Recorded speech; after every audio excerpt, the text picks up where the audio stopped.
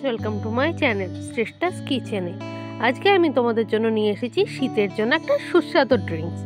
কি সেটা তো দেখতেই পাবে। তার আগে তার জন্য লাগবে এরকম আমন্ড বাদামগুলোকে নিয়ে আমি রাত্রিবেলায় কিন্তু জলে ভিজিয়ে রেখেছিলাম। তোমরা চাইলে কিন্তু গরম জলে ফুটিয়েও নিতে পারো।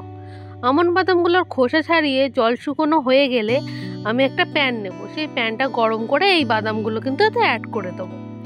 হ্যাঁ, এই যে বাদামগুলো অ্যাড করে দিচ্ছি। অ্যাড করে দেওয়ার পর খুব সুন্দর করে এগুলো কিন্তু ড্রাই করে নেব। তোমরা ভাবছো কি হতে পারে? আচ্ছা বাবা, বলে দিচ্ছি। আমি বানাচ্ছি কেশর বাদাম দুধ।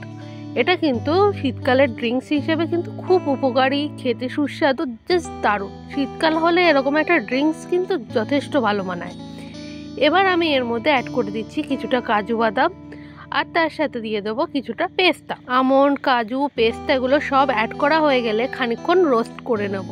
ততক্ষণ একটুখানি লাল লাল ব্রাউন হয়ে যাচ্ছে, ততক্ষণের জন্য একটু রোস্ট করে নিতে হবে। রোস্ট করে নিলে কি হবে, এটাকে আমাদের পাউডার বানিয়ে ফেলতে হবে। তো পাউডার বানাতে গেলে একটুখানি রোস্ট করে নিলে পাউডারটা হতে কিন্তু খুব সুবিধা হয়। খুব সুন্দর করে কাজু বাদামগুলোকে টিপে বা পেস্তাগুলোকে চেপে খুব সুন্দর করে ভাজা এরকম করে নিলে, ভাজা ঠিক নয়, রোস্ট। তারপরে এটাকে ঠান্ডা করে নিতে হবে। ঠান্ডা হলে কি হবে, বাদামগুলো আরও শক্ত হয়ে যাবে। তারপর একটা মিক্সিং জার নিয়ে তার মধ্যে সমস্ত রকমের যে বাদামগুলো আমরা রোস্ট করে রেখেছি সেগুলো অ্যাড করে দিচ্ছি। অ্যাড করে দেওয়া হয়ে গেলে এর মধ্যে এক এক করে চিনি আমি অ্যাড করছি। চিনিটা তোমাদের সুইটনেস অনুযায়ী দিও।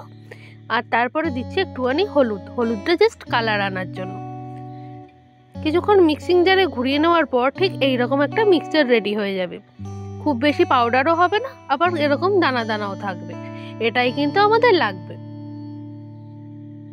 এবার এই মিক্সচারটাকে একটা পাত্রে ঢেলে নিয়ে এর মধ্যে অ্যাড করে দেবো আমুল দুধ, গুঁড়ো আমুল দুধ। হ্যাঁ, গুঁড়ো আমুল দুধটা অ্যাড করছি যে কারণ যখন আমি দুধের সাথে এই মিক্সচারটা মেশাবো তখন দুধটা কিন্তু আরও ঘন হয়ে যাবে, আরও টেস্টি হবে। তো এটা কিন্তু একদম হেলথ ড্রিঙ্কও বলতে পারো, আবার টেস্টি ড্রিঙ্কও বলতে পারো। ঠিক আছে, শীতকালের জন্য গরম এরকম একটা দুধ রেসিপি পাওয়া গেলে ওহো, শীতের সকালটা একদম জমে ক্ষীর হয়ে যাবে। হ্যাঁ, অবশ্য সকাল ছাড়াও সন্ধ্যেবেলাও খেতে পারো, কিন্তু এটা এমন কোনো বাধ্যবাধকতা নেই যে সকালবেলাই খেতে হবে। তারপর একটা পাত্রে কিছুটা পরিমাণ দুধ নিয়ে সেটাকে খুব ভালো মতো করে 2বার কি 3বার করে ফুটিয়ে নিতে হবে।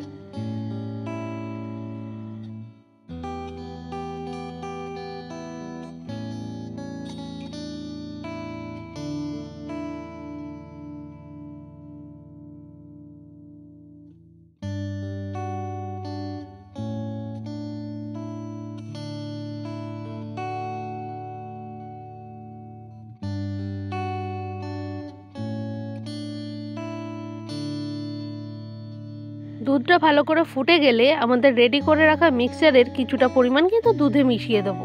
আমি এখানে 500 দুধ নিয়েছিলাম, সেই জন্য যে মিক্সচারটা আমরা রেডি করেছিলাম তার হাফ দিচ্ছি। তোমরা যদি 1 কিলো দুধ করে থাকো সেখানে কিন্তু পুরো মিক্সচারটাই লাগবে। এবার এইটাকে দুধের সাথে খুব সুন্দর করে মিশিয়ে আমি আরেকটুখানি ফুটিয়ে নেব।